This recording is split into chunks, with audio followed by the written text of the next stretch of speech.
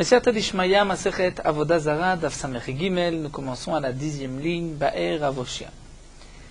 Nous avons rapporté dans le Daf précédent, Daf Samech Bet, une braïta concernant le din de Etnan Zona.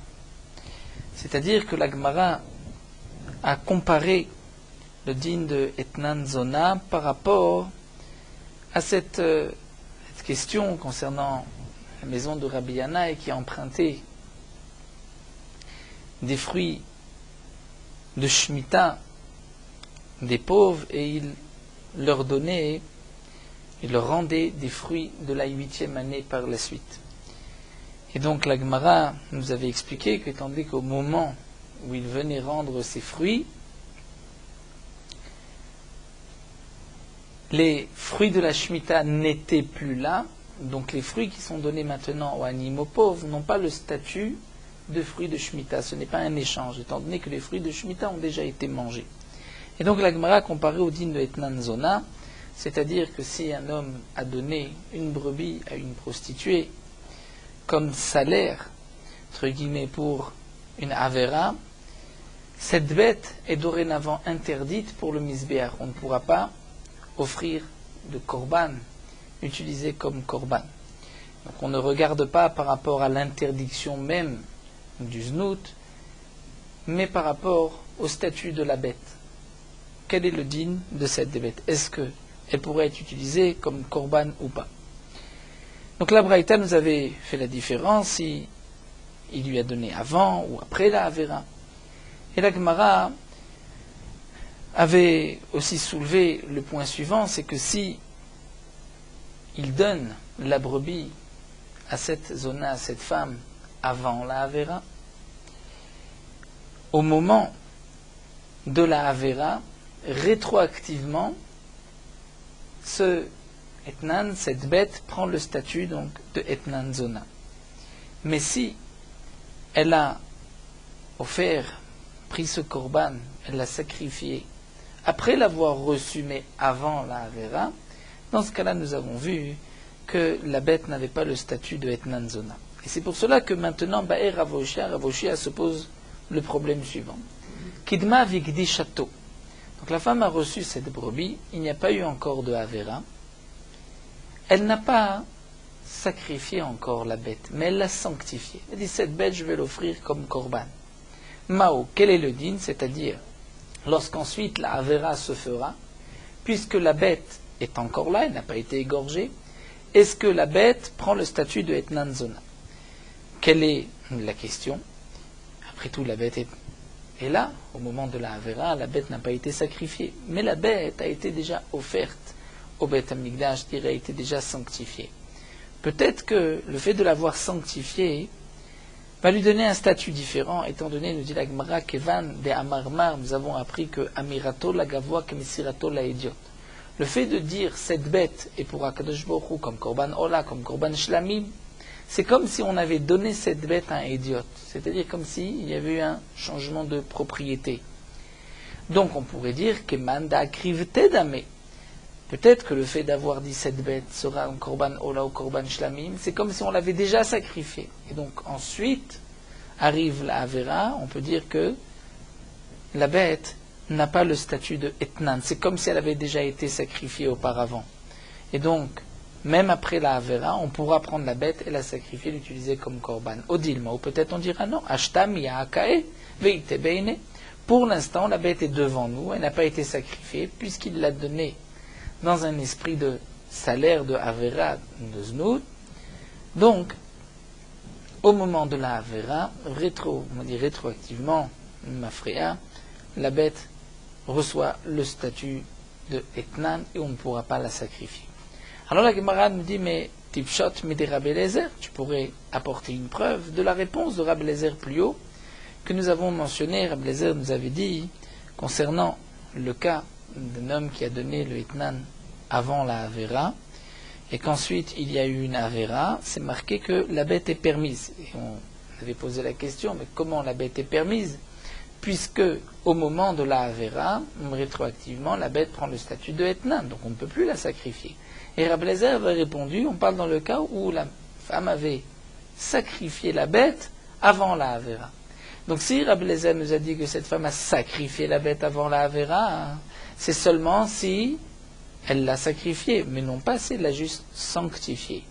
Donc Tipshat Mid Rabbi Eliezer, puisque dans sa réponse d'Amar Rabbi Eliezer Shkadma Vikrivato, qu'elle a devancé, on va dire, et offert, c'est-à-dire sacrifier la bête avant la Avera. Donc c'est pour cela que la bête n'a pas eu reçu le statut de Etnan Zona, bien qu'il a été donné dans l'esprit de salaire. Mais puisqu'il n'y a pas eu encore de Avera, ce n'est pas Etnan.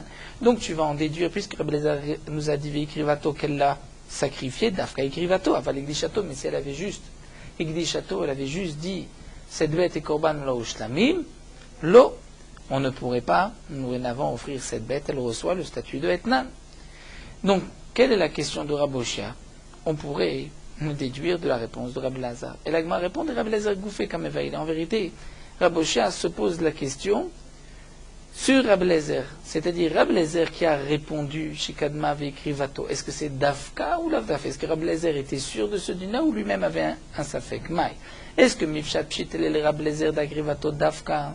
Est-ce que Rabbi Eliezer était sûr que lorsque la femme qui a reçu cette bête en tant que Etnan l'a sacrifiée avant la Avera, dans ce cas-là c'est permis, ce n'est pas Etnan. Avalik dit château l'eau, mais si elle avait juste sanctifié la bête, elle avait dit cette bête est Korban ou la Ushlamim, l'eau dans ce cas-là, on ne pourra pas par la suite sacrifier cette bête. Pourquoi? Puisque au moment de la Avera d'Aïté Bishad Bia, au moment de la Avera de la Bia, la bête est là, et donc elle reçoit le statut de Etnan, et par la suite on ne peut plus la sacrifier, auditement, ou peut-être que non. Peut-être que Rabbi Eliezer n'était pas sûr, mais écrivato pshitale, vigdishato mesav kele, que Rabbi Eliezer lui-même avait un doute concernant le din de Ekdesh, et donc, lorsqu'il a répondu Vikrivato, c'est pour sortir du doute. C'est-à-dire, dans ce cas-là, tout le monde est d'accord que ce n'est pas un Etnan. Donc, quelle est la réponse à la question de Raboshia? La Gemara reste sur un Tekou. Nous attendons Tishbi, Tretzkushan Bayet, que l'Ouanavi vienne répondre à cette question. Donc, quel est le din? Un homme a donné une brebis à une femme comme Etnan, comme salaire d'une future Avera. Et elle l'a offert, cette bête, au Beth Amikdash d'Israël, Korban Ola, Korban Shlamim. Ensuite, il y a eu la Avera, et elle veut prendre cette bête et la sacrifier. Est-ce qu'elle pourra ou pas? Donc, Tekou. Est-ce que la bête reçoit le statut de Etnan Zona ou pas? On continue toujours dans ce din-là. La Etnana Muta. Nous avons vu que s'il y a d'abord eu une Avera, c'était la Braïta. La Braïta nous a dit, s'il a donné le Etnan, mais il n'y a pas eu de Avera, ou si il y a eu une Avera, mais il n'y a pas donné de Etnan, Mutar c'est permis. Donc la Gemara avait expliqué. Il lui a donné, mais il n'y a pas eu de Bia, cela signifie que il n'y a pas eu tout de suite, il y a eu plus tard, comme nous l'avons expliqué. Le deuxième point, il y a eu une Bia, une Avera, et ensuite il lui a donné un Etnan, là c'est permis. Pourquoi c'est permis? Donc on avait expliqué auparavant. Étant donné que ce n'était pas au moment de la Avera, c'est comme s'il lui a donné un cadeau par la suite, et ce n'est pas Etnan. Urminhi, pourtant l'agma object, c'est marqué Baale Avak Karnatan là, que s'il y a une Avera ensuite, il lui a donné une bête. Afilu Mikanat Shalosh Shanim, même 3 ans plus tard, il lui a donné la bête. Etnana Asur, le Etnan est interdit. Donc la bête reçoit le statut de Etnan, même si elle a été donnée bien après. Amar Rav Nachman bar Yitzchak, Amar Rav Chizda, Rav Nachman bar Yitzchak vient dire Rav Chizda lo kasha, ce n'est pas une contradiction, tout dépend. Ha de Amar idba'ali li beteleze, ha de Amar la idba'ali betele stam. Tout dépend. Si au moment de la Vera, il a précisé, c'est-à-dire que tu fautes avec moi, une nation, beteleze, contre ce tlé, contre cet agneau. Même si il va donc donner cet agneau 3 ans plus tard, l'agneau reçoit le statut de Etnan, puisque c'est comme si il lui avait donné maintenant. Mais si il lui dit, allez Bethlestam, je te donnerai un agneau, là dans ce cas-là, s'il lui donne par la suite, ce n'est pas un Etnan. Rachid nous explique que dans le premier cas, puisqu'il lui a dit par ce tlé, elle l'a donc acquis dès maintenant. La Gemara continue, même si il lui a dit il y a une avéra contre ce tlé, contre cet agneau, Maïhave, demande la Gemara, Maïhave, que s'est-il passé? Comment cette femme a déjà acquis cet agneau? Hamechasar Meshicha, il n'y a pas eu de Meshicha, il n'a pas tiré l'agneau. C'est-à-dire, pour acquérir un agneau, ce n'est pas suffisant de promettre, de dire, comme salaire, je te donnerai un agneau. La femme ne l'a pas encore acquis, tant qu'elle ne l'a pas tiré, il faut un maasé kinyan. Donc pourquoi va-t-on dire qu'elle a acquis l'agneau dès maintenant, et donc même si il ne lui donne l'agneau que 3 ans plus tard, ça reste un etnan, mais il n'y a pas eu de Meshicha, elle ne va l'acquérir que lorsqu'elle va le recevoir. L'Agma répond, il s'agit d'une zona avovedet kochavim, d'une non-juive. Et chez les non-juifs de l'Okanyebe Meshicha, il n'y a pas de Kinyan Meshicha. Puisque le digne de Kinyan Meshicha, c'est-à-dire de prendre un objet, de le tirer, on peut l'acquérir, n'a été dit que pour un Ben Israël, mais non pas pour un non-juif. Et donc pour le non-juif, ici, cette zona avovedet kochavim, puisqu'il lui a dit, ceci est le salaire de la Vera de Lac, elle va l'acquérir dès maintenant, même sans Meshicha. Veiba itema, ou encore, nous dit l'Agma, on peut te répondre. Léolam bezona israélite, il s'agit d'une femme juive. C'est mon kegon de kae bechatzera, c'est-à-dire l'agneau se trouve dans sa cour. Donc il y a un kinyan chatzera, dans la cour de la femme. Donc il y a un kinyan chatzera, elle peut acquérir tout ce qui se trouve dans son domaine. Mais demande la Gemara, si on parle idée kae bechatzera, que l'agneau se trouvait dans son domaine. Donc on va dire bien sûr l'agneau se trouvait dans son domaine, mais ensuite il ne lui a pas donné. Il ne lui a donné que plus tard, mais elle l'a déjà acquis. Mais alors demande la Gemara, si on parle dans ce cas-là, donc comment va-t-on comprendre Baal et Avachar Karnatan la Hakanyela? Si Baal et ensuite il lui a donné, et qu'au moment de la Avera, l'agneau se trouvait dans sa cour, puisqu'il a dit Baal Nibet Lezé, donc elle l'a déjà acquis. Donc ce n'est pas le cas de Baal Avar Karnatan là, elle l'a déjà acquis. Comment peux-tu dire, nous explique Rashi, c'est le cas où il y a eu d'abord la Avera, ensuite il lui a donné. Non, il lui a donné avant, puisqu'il avait dit par ce clé, et le clé se trouve dans sa cour, c'est-à-dire dans son domaine. Donc elle a déjà acquis, c'est comme s'il lui a déjà donné. La Gemara répond l'Otsricha. Les Shaveni allait apotiki. C'est-à-dire, il ne lui a pas vraiment donné. Il lui a dit, de Amarla, si je t'apporte de l'argent jusqu'à tel jour, mutav, tu recevras cet argent. Vehiloi, sinon, shakle be'etnanich, tu prendras cet agneau comme etnan, comme salaire. Donc dans ce cas-là, on peut comprendre que même si il lui a dit idba'alili betle contre un agneau, donc si il a précisé, comme nous avons vu, cet agneau, même si il lui a donné 3 ans plus tard, c'est un etnan asso. Mais s'il a dit betle stam, même si, donc comme la Gemara avait expliqué, betle stam, elle ne l'a pas encore acquis, donc même s'il lui donne 3 ans plus tard comme salaire, c'est comme un cadeau et ce n'est pas un etnan. Et pour comprendre la phrase de la Braïta Baalea Vachar Karnatan la, où on avait expliqué que même 3 ans plus tard le etnan est interdit, et il s'agissait de Betle Zé, de celui-ci, non pas que cet homme lui a déjà donné le tné, puisque sinon c'est sûr que c'est etnan. Il faut quand même que le clé soit dans son domaine, comme nous l'avons vu, puisque sinon elle ne peut pas l'acquérir. Mais, malgré tout, ça s'appelle Baale Avachar Karnatanla qui lui a donné après, étant donné que le clé était pour l'instant juste hypothéqué. Métiv Rav Sheshat vient objecter. C'est marqué Omer Adam Lechamarav ou le Poalav. Rashi nous explique la question de Rav Sheshat se rapporte sur le din de Rabbi Yanaï. Donc on remonte au chidouche de Rabbi Yanaï, qui avait emprunté donc, des fruits de Shemitah et qui les avait ensuite remboursés la 8e année, afin que les pauvres puissent manger les fruits de la nouvelle récolte et qu'il n'y ait pas d'interdiction donc de Shemitah. Rav Sheshat objecte, c'est marqué Omer Adam lechamarav ou le poalav, un homme peut dire lechamarav, c'est-à-dire à ses transporteurs à Dodan, le poalav à ses ouvriers. Rachid nous explique, lorsqu'il s'agit de non-juifs ou de Hamé Haaretz, il peut leur dire Lechou v'achlou bedinarze. Prenez, allez manger, partez, allez manger pour ce dinar. Voici un dinar pour vous acheter à manger. C'est où je bedinarze. Prenez, sortez, allez boire pour un dinar. Veno choshesh. Et il ne craint rien. Nous allons voir quel pourrait être le problème. L'ov no choshesh, lo mishum shvi, ni à cause de Shemitah. C'est-à-dire, il ne doit pas craindre que peut-être ils vont acheter des fruits de Shemitah d'un homme qui est soupçonné de les vendre. Et comme nous avons vu qu'on ne peut pas donner des fruits de Shemitah, les vendre à un Maaretz, puisqu'on ne peut pas lui donner plus de 3 séoudot.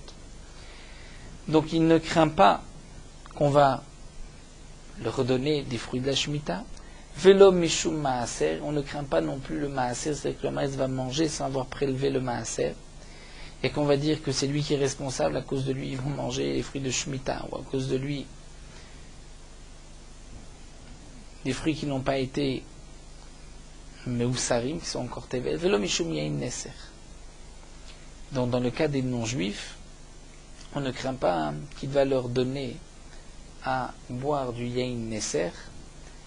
Et nous explique Rachid, puisque lui doit les nourrir, donc peut-être on va dire il profite du yain neser. Non, il n'y a pas de crainte. Pourquoi? Parce qu'il leur a dit stam. Voici un dinar, prenez et allez vous acheter à manger. Donc même s'ils vont, les non-juifs, acheter du yain neser, lui a payé à donner de l'argent. Si eux ensuite, les non-juifs veulent acheter du yain neser et le boire, il n'est pas responsable. Mais Veima Marlaim, s'il leur a dit tseu vachlouvani porea, allez manger, je payerai. Tseu vachatouvani porea, allez boire et je payerai. La choshesh mishum shvit ou mishum maaser, c'est-à-dire s'il s'agit d'ouvriers à Maaretz, il craint qu'ils vont peut-être recevoir des fruits de Shemitah, ou bien des fruits qui n'ont pas été meusem, on n'a pas prélevé le maaser, et si c'est un non-juif, mishum yain neser.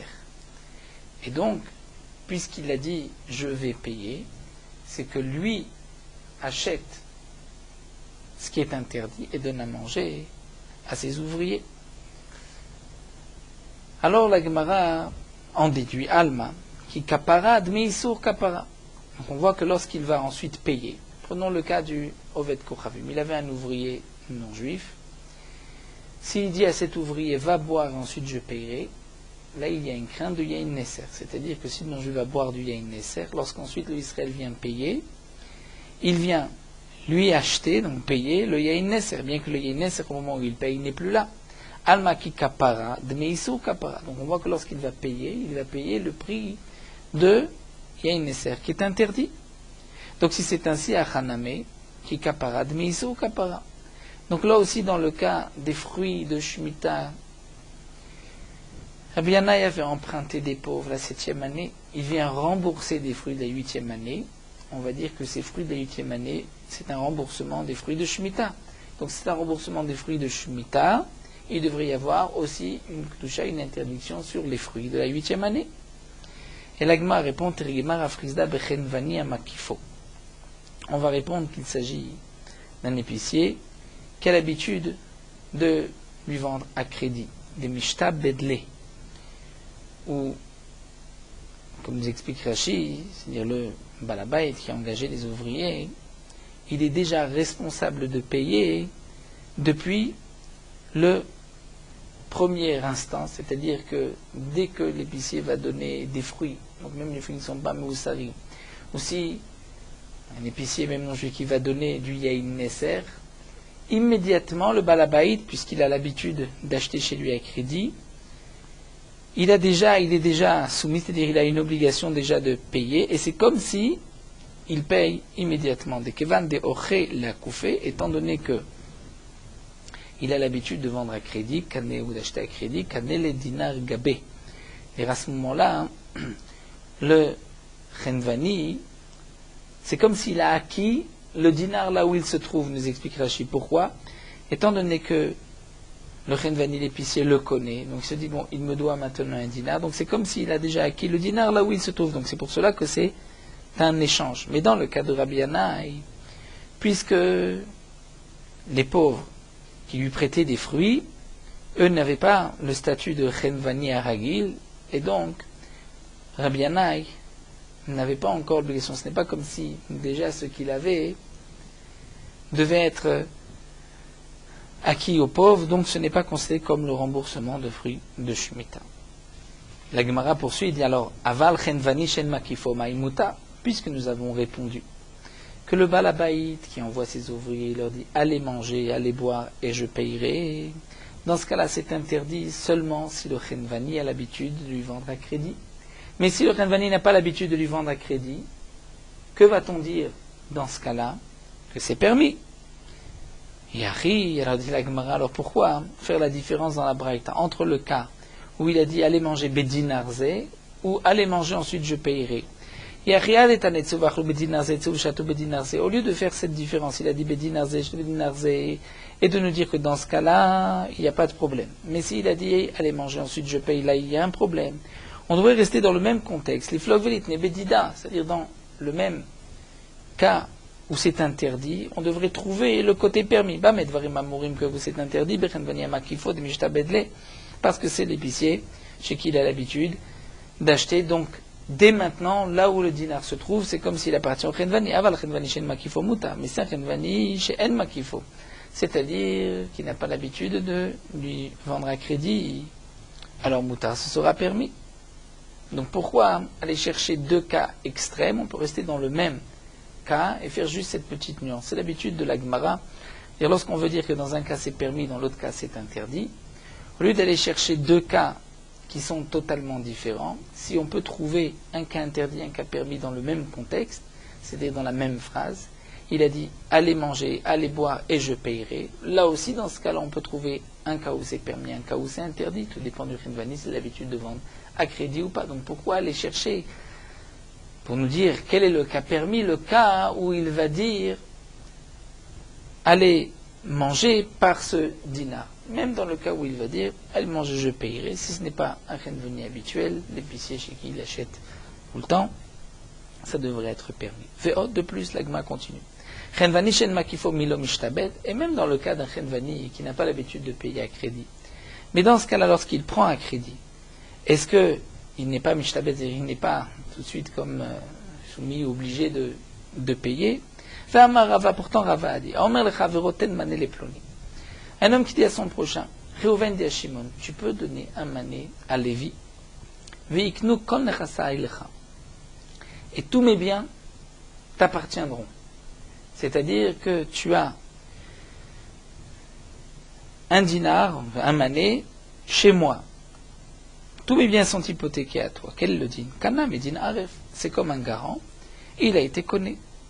Donc bien que, on va dire, il n'a rien reçu, Reuven a dit à Shimon donne à Lévi, Shimon donne à Lévi, mais puisque Reuven lui a dit si tu donnes, tu as chez moi un mané dans mes biens, eh bien, immédiatement, Shimon, lorsqu'il donne à Lévi, Reuven lui doit cet argent dans ses biens, il économise din aref. Donc là aussi, lorsque le Balabaï dit à ses ouvriers, allez manger chez un tel et je payerai, puisqu'il s'est engagé à payer, dès que le Chenvani va leur donner à manger, le Chenvani a déjà chez cette personne-là l'équivalent de ce qu'il a donné. Et là, Marava, alors Rava va donner une autre réponse. Il va dire en vérité, le Shena Makifo, le Shena Shen Makifo. Il n'y a pas de différence si l'épicier a l'habitude de donner à crédit ou pas. Afalgav Mesha Bedle, bien qu'il y ait un shibud, c'est-à-dire il est obligé de payer, mais Kevan de l'omi achet shibudé lomitza, c'est-à-dire, nous explique Rashi, dans le cas de la Braïta, où c'est marqué que le Balabaï dit à ses ouvriers, allez manger chez un tel et je payerai, là effectivement, que ce soit un Chenvani chez qui il a l'habitude, il n'a pas l'habitude, là c'est interdit, il y a un shibud. Seulement dans le cas de Rabbi Yanaï, pourquoi c'est permis? Parce que lorsque il empruntait aux pauvres les fruits de la 7e année, il n'avait pas désigné le shibud. Donc, lorsqu'il remboursait, il n'avait pas encore d'obligation. On ne peut pas dire que ce qu'il rembourse a le statut des fruits de Shemitah. Alors demande Agma, mais ici aussi alors, pourquoi dans la Braïta, lorsque le balabay dit à ses ouvriers, Maratim, allez, manger des fruits, je payerai, il y a une crainte de Shemitah. Pourtant, le Miachet Shiboudar, il n'a pas précisé que telle pièce ou mes biens seront hypothéqués, seront soumis à cette dette-là. Amar Rav Papa répond, on parlera dans le cas où le balabait avait déjà donné un dinar au Renvani à l'épicier. Et donc, lorsque le balabait dit à ses ouvriers, allez manger chez l'épicier et je payerai, c'est-à-dire, et j'ai déjà payé. Donc là, puisqu'il a déjà donné de l'argent, si l'épicier va vendre des fruits de Shemitah ou des fruits qui n'ont pas eu des prélèvements, c'est le balabait qui est responsable, qui leur donne à manger donc des fruits interdits. La Gemara continue à Rav Kahana rajoute, Amrita Leshmati, il dit, j'ai rapporté cet enseignement, Kamed Rav Zvid Minardé, devant Rav Zvid de Nardé. Et Amarli, et lui m'a dit, et Achis, c'est ainsi. Si on peut faire la différence comme nous l'avons dit, alors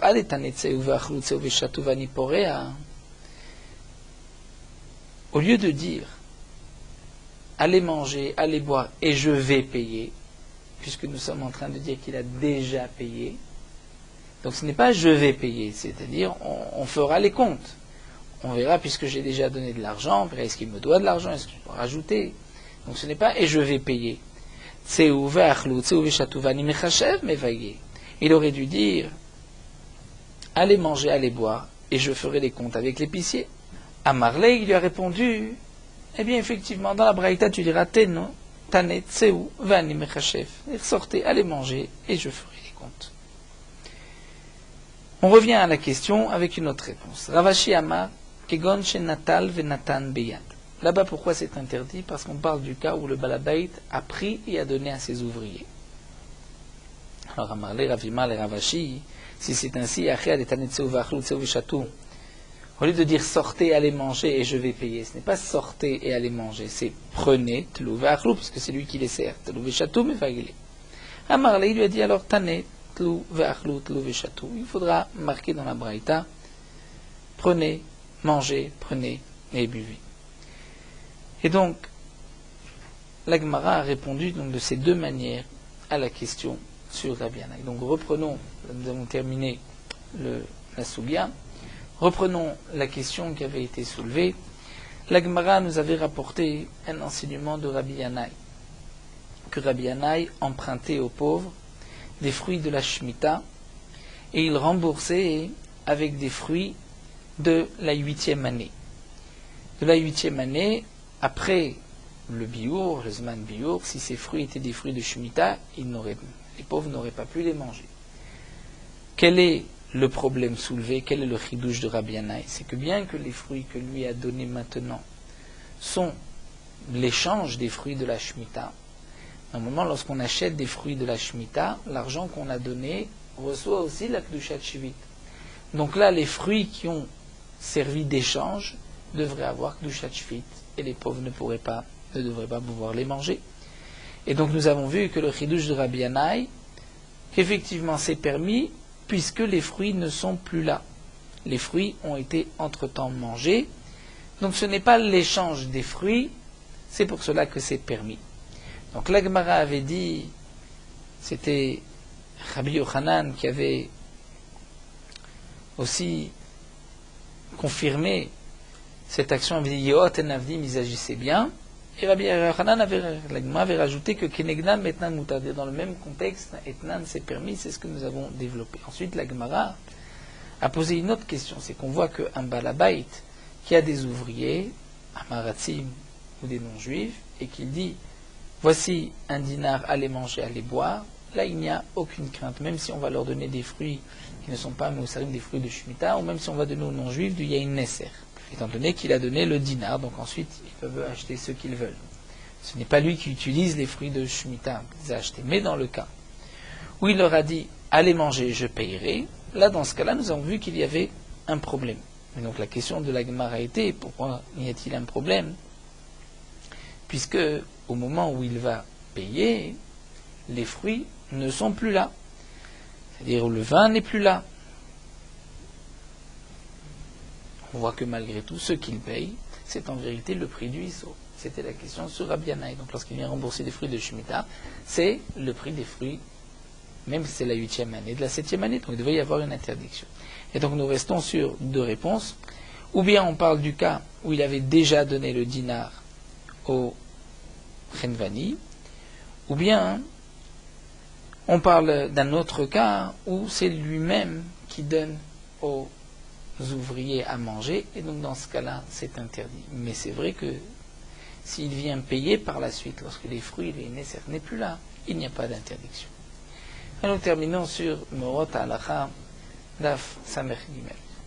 Le vin qui a été signé, scellé, Chotam Betor Chotam, avec 2 seaux. On pourra le laisser dans les mains du non-juif, on pourra l'envoyer et le transporter par un non-juif pour le donner à Israël. Il n'y a plus de crainte de Yain Nesser. Pourquoi? Parce que lorsque le vin a été scellé une première fois, une deuxième fois, le non-juif a peur d'ouvrir, de peur que le Israël se rende compte que le vin a été ouvert. Lorsque le vin est fermé dans un keli, le non-juif ne peut pas le rendre Yain Nesser. C'est pour cela, d'après ce que nous avons vu, nous avons l'habitude aujourd'hui, pour les bouteilles de vin, lorsqu'on les ferme, de faire Chotam Betor Chotam. C'est-à-dire, on va d'abord fermer le vin avec un bouchon qui peut être en métal, mais si on ouvre ce bouchon, donc là, le bas va se détacher, on va s'apercevoir que la bouteille a été ouverte, ou même si c'est un bouton de liège, lorsqu'il est sorti, on peut voir, on peut reconnaître qu'il a été ensuite remis. Donc ça, c'est un premier chotam. Et ensuite, on recouvre par-dessus avec un morceau de plastique qui est un deuxième chotam. Et donc, dans ce cas-là, même si le non-juif a touché le vin, il ne sera pas interdit. Le non-juif peut le transporter puisqu'il n'y a pas de crainte qu'il va ouvrir ces 2 chotam et ensuite refermer. Donc le éther de Chotam, Betor Chotam, il y a beaucoup de détails. Parfois, un seul Chotam est suffisant. Lorsque la question se pose, il faudra poser à une autorité compétente, à un rave, comment agir et comment traiter le problème et le statut du vin lorsqu'il n'y a qu'un seul Chotam.